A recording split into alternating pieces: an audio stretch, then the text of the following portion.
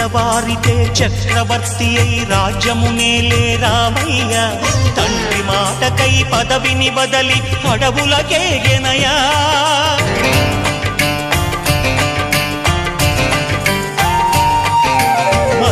జనులను కావగ వచ్చిన మహావిష్ణు అవతారమయ ఆలిని రక్కసుడపహరించితే ఆక్రోశించెనయా అసురుని త్రుంచి అమ్మను తెచ్చి అగ్ని పరీక్ష విధించెనయా సాగలి నిందకు సత్యము చాటగ కులసతినే విడనాడెనయ నా రాముని కష్టం లోకంలో ఎవరూ పడలేదయ్యా